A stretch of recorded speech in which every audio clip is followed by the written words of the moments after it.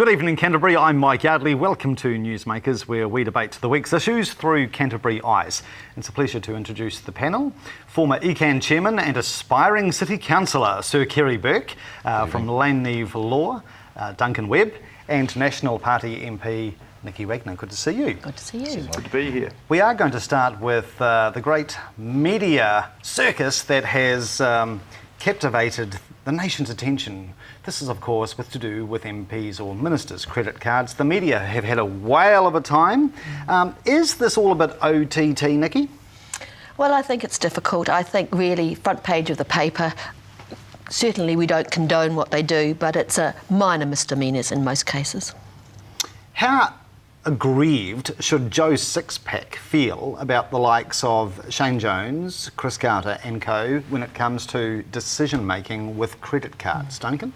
Oh, look, I've got to say, if this is the worst thing if it's the worst thing that happened in New Zealand today, is that Shane Jones watched a $20 movie on a credit card whilst he was on government business and someone else had dinner and a couple of beers, then what a great place we live in, because it's an absolute storm in a teacup. I just cannot see that this kind of conduct reflects in any meaningful way on the kind of decisions that are made. And it's left and right here. This is across the board. National's been beaten up on this before. Labor's getting its turn. It's just puerile. Obviously, it redefined the British political landscape, this kind of behaviour. When it comes down to just basic decision making, surely this is something people can relate to, particularly in hard times. And surely, Duncan, they must think to themselves, why can't a Minister of the Crown separate his personal credit card from the one that's on the taxpayer's tit?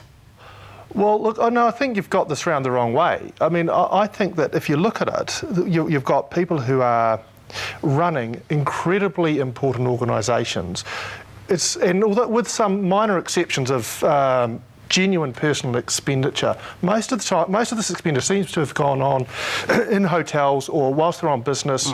But isn't it clumsy? Isn't it just clumsy decision making? Or maybe it's overly stringent and ungenerous rules. Why don't we accept that, when people are working that hard, they're not at home, that yes, sometimes I go home and I have a beer and what have you.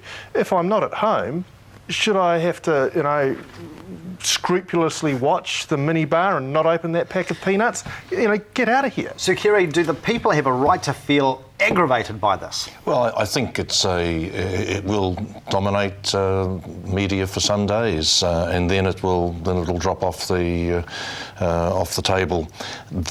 Out of, I think, 7,000 pages of credit card accounts, a few have breached the rules. I think they're clumsy. They ought to have been able to distinguish between their personal and their ministerial roles. But I think in the overall scheme of things, there will be offence felt by many in the community, but I don't think it's a hanging offence. I think that the rules are very tight.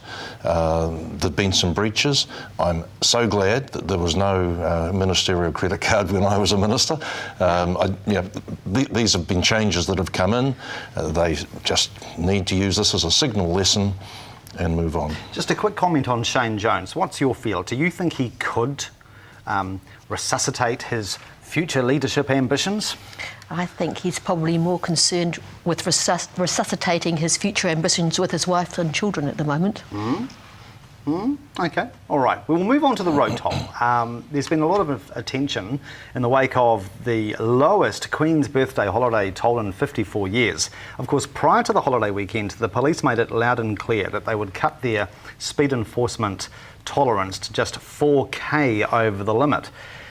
Was the harder-nosed enforcement measure a runaway success, or was the dismal weather keeping motorists right off the road?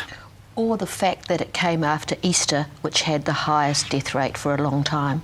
I think there's multiple reasons for this, but anything that keeps the road toll down is good by me. Should the 4k limit become a permanent enforcement measure? unless it's done by statute, it'll depend on the courts. And there are some jurisdictions where the courts have upheld the 10K threshold as being within the realm of uncertainty. So I'm very happy with what happened last weekend with those results. That's fantastic. But unless there is a solid legal base for the 4, it may creep up again.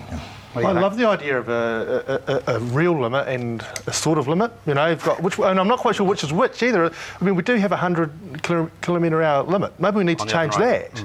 Maybe we need to say it is actually 110. But if you get caught with the speed camera, you know, and we take that as conclusive evidence, then you're done. But the idea. What happens if your speedometer's a bit dicky? You know, we know what happens then.